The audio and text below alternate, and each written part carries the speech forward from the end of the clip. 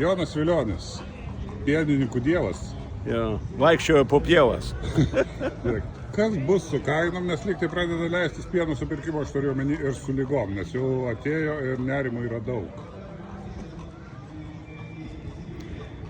Nu, matot, ūkininkas, kaip aš ir jums sakiau, yra formulėje 5 nežinomieji ir ūkininkas niekada nežino. Atrodė, mums čia padidino tas kainelės, jau dabar vieniem 4, kitiem 3 ir kiek girdim, kad gali būti ir iki 10 centų. Tai vat galit paskaičiuoti, ką tas ūkininkas turės, kaip jis toliau gyvens ir kaip mes, kad po 15 tūkstančių karvių mažėjo, tai šiemet gali sumažėti ir iki 20 tūkstančių karvių. Lietuvoje liko 185 tūkstančiai karvyčių. Tai va taip. Bet primilžiai trigubėja, tai čia nėra tragedija iš Tai gal kai kam didėja karvių sumažėjo, o kartais kaip pieno tyrimai, kad piene atsiranda 5 procentai daugiau vandens. Tai va čia gali būti toks didėjimas tas. Kaip jeigu karvių mažėja ir pieno kiekis didėja. Tai man tai va tas stebuklinga yra. Bet jūs dvigubinsit karvių kiekį savo ūkio. Nu tai matot, aš jau įdėjau pinigus, pastačiau fermas, viską ir aš neturiu ką daryti. Man, kaip pasakyti, ar būti, ar nebūti. Jau mano profesija, mano biznis ir aš turiu galvoti, kaip man būtų mechanizuota ferma, automatizuota, kaip šėrimą susitvarkyti, kaip viską žemę, labai daug yra reikalų, kuriuos reikia jau susitvarkai, tada vis tikiesi, kad rytoj bus geriau. O nuo kiek iki kiek karvių didės ir pieno kiekis kiek didės?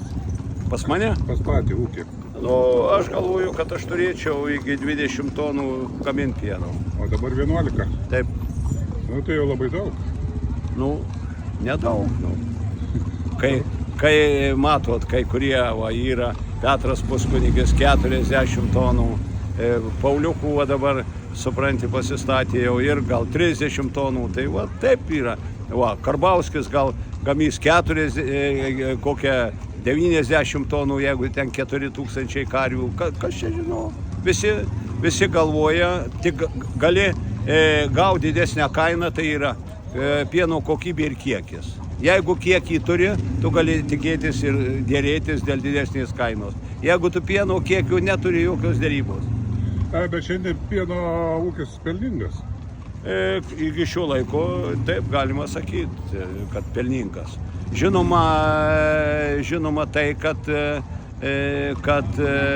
turi mūsų daugiau perdirbimo įmonės eksporto, kai buvo sūrių kainos geros, sviesto, o dabar grietinėlė buvo virš 4 eurų, o dabar 2,4. Va dabar jie motyvas pasako perdirbėjai. O kitas dalykas, pas mus oligopolinė sistema. 5 perdirbėjai, 5 prekybininkai. Pažiūrėkit, litras pieno €1,45, bet jisai 2,5 riebumo, o statai 4,6. Ir praktiškai gaunasi apie 2 eurus. O kiek, paimkim, kiek ūkininko, jeigu jis 40 centų, kieno kokia dalis. Prekybininkas nieko nedarydamas, tik įdėdamas į lentyną, jis pasima 40 procentų. Kas bus su lygom?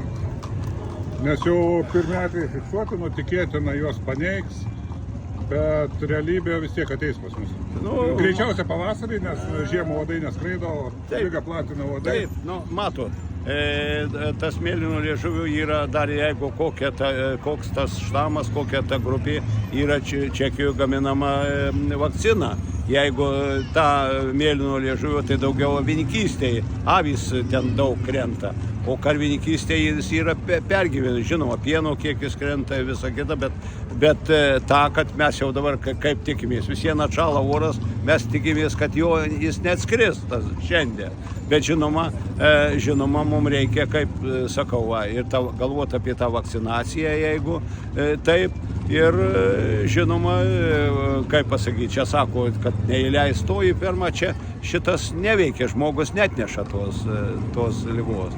Bet baisiausia liga mes šitą, bet snukio ir nagų liga, kad paskui, jeigu ten 300 km atstumų viską naikyti, taip kaip dabar paukščių gripas, ten kiaulių maras, kai supranti, tai va, čia mūsų tas, čia didelė rykštė, čia turi labai veterinarija ir ministerija turi viską apgalvoti, tą sistemą padaryti taip, kad būtų ūkininkai apsisaugoję ir rėmimas tai turėtų būti ūkininkų ir visa kita. O nuo kokio dydžio pieno ūkiai šiandien apsimoka, atsiperka? Aš tai skaitau apie 100 karvių turi būti. Ta prasme, 20-30 karvių, kas čia buvo anksčiau 50 propaguojama politikų. Ne, gali, matot, kaip, dabar žiūrėkit, darbo užmokestis kyla, elektros kainos kyla, kuro kainos kyla, mechanizmų kainos kyla, jeigu dabar 10 centų numeta, ką daryti, pasiimk kreditus ir ką daryk.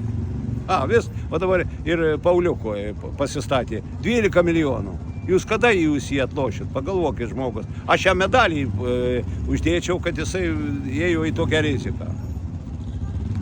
Ačiū labai. Prašau labai, sėkmės darbe, laimės varge.